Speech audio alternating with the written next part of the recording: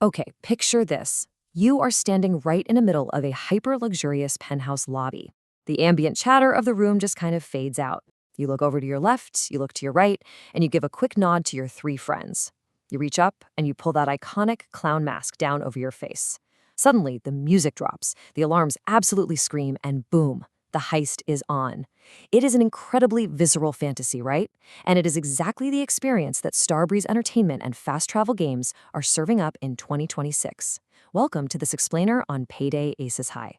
So the big question we have to ask ourselves to set the stakes here is this. Can VR finally deliver the ultimate four-player heist? Honestly, it's a massive question. The original Payday series was a total juggernaut. We're talking a franchise that resonated with a staggering 50 million players worldwide, pulling in over $400 million in revenue. That's huge. But trying to adapt that exact magic into virtual reality and doing it as a native, ground-up entry for the Meta Quest 3 and PC VR is just a totally different beast. You know, we've all seen those basic VR ports before.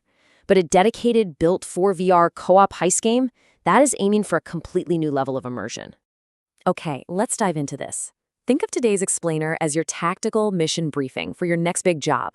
Our blueprint for today: 1. The core pitch. 2. The crew and gear. 3. The hardware vault. 4. Bridging the co-op gap. And 5. The risk assessment. Let's get right to it. Stage 1. The core pitch. Targeting Warren Jupiter. All right, so you and your crew, known as the Aces, are out for pure revenge against a completely ruthless business titan named Warren Jupiter. You're hitting him where it hurts the most: his banks, his museums, and his supposedly untouchable luxury penthouse. But pulling this off actually requires a massive technical leap from what we've seen in the past. Look, you might remember the Payday 2 VR port from a few years back. It was a really valiant effort, for sure. But at the end of the day, it was still a pancake-to-VR conversion relying on a pretty adapted 2D engine. Aces High is a totally different story. It is built completely from the ground up for VR using the Open XR standard. So what does that actually mean for you? It means every single lever you pull, every magazine you slam into your weapon, every gadget you deploy, it's all physically simulated for your actual hands. There's literally zero compromising on the UI or the interactions here. And to actually pull this off, Starbreeze partnered up with Fast Travel Games. Now, these guys have a seriously deep, decade-plus pedigree in the VR-only space, with titles like Propagation VR and Wanderer under their belt. They truly understand the weird, specific technical idiosyncrasies of virtual reality, which honestly validates them as the absolute perfect architects for a project this ambitious. Stage 2, the crew and gear. Meet the Aces. So we're actually stepping away from the original gang of Dallas, Hoxton, Wolf, and Chains. Instead, we're being introduced to a brand new quartet, totally sanctioned by the established criminal underworld via their handler, the Queen of Hearts. Let's quickly run through this dossier. Hearts is your mastermind, heavily focused on healing and morale. Clubs is your ghost, handling all the hacking and stealth. Diamonds is the technician, packing those crucial sentry guns. And Spades is the enforcer, dealing with all the heavy explosives. So the crucial point is this deep level of role specialization makes team coordination absolutely mandatory. You cannot just run and gun your way through this. You literally need your crew's specific skills to survive. And to help navigate these high-stakes heists, you get to play with some incredible new toys. The absolute standout? The grapple gun. This is a brand new traversal gadget for the Payday universe, built specifically to introduce a crazy new verticality for those penthouse extractions. Fast Travel Games had to design some wildly complex VR physics calculations just for this. Why? So players could dynamically swing between floors without completely overwhelming their vestibular system and making everyone motion sick. It's brilliant. Stage 3, the hardware vault. Optimizing for standalone Quest 3 and PC VR. Look, running a completely chaotic 4-player co-op heist natively on standalone hardware without massive frame drops is a huge challenge. When you compare the performance demands to other multiplayer titles out there, Aces High's incredibly optimized 10GB storage footprint really stands out. That footprint tells us they are hyper-focused on dense, incredibly detailed interior environments. Think high-end museums and massive bank vaults, rather than just throwing us into sprawling, empty open worlds. And for standalone Quest 3 users, the appeal is massive, right? No PC required, no messy cables to trip over. You just put on your headset and pull a job. Now, what's really interesting about this slide is how Aces High carves out a very specific tactical niche compared to its competitors from the spring 2026 VR Games showcase. While you have titles like Forefront offering these massive 32-player Battlefield experiences, or RoboQuest VR delivering fast-paced arcade-style roguelite action, Aces High is completely dedicated to tight, highly tactical, 4-player objective-based coordination. Stage 4. Bridging the co-op gap. Making VR multiplayer stick.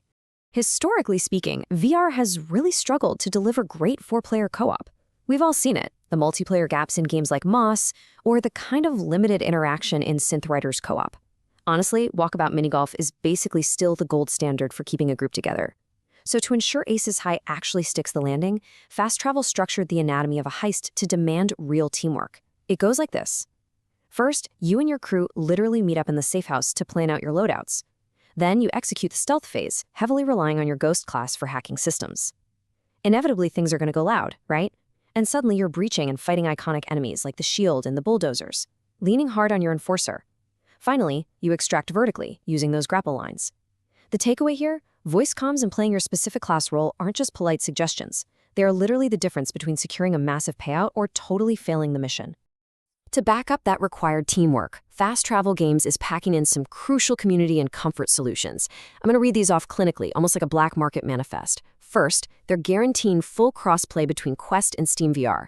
Second, if your crew isn't around, you've got AI squad mates for solo play, though you do need an internet connection. Third, they're accommodating different playstyles with a choice between immersive gesture-based manual reloads or a quick shortcut button. And finally, extreme randomization of guards and cameras for infinite replayability. Now, noting that while voice commands won't actually be there at launch, these features absolutely ensure a healthy, lasting player base. Stage 5. The risk assessment. Verdict and hype check. Okay, it's time for an honest hype calibration.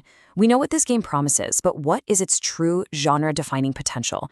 Let's talk economy first, because this is huge. In a recent developer AMA, Chief Creative Officer Eric Odeldahl said, and I quote, "Our intent is to not split up the player base, so new heists will be free." That right there is a massive confidence booster. Instead of fracturing the community with paid map DLCs, they are opting to monetize through paid cosmetics. You know, new masks, gloves, outfits, the whole shebang. But you will never, ever be locked out of playing a new heist with your friends. But we have to weigh the risks versus the rewards here.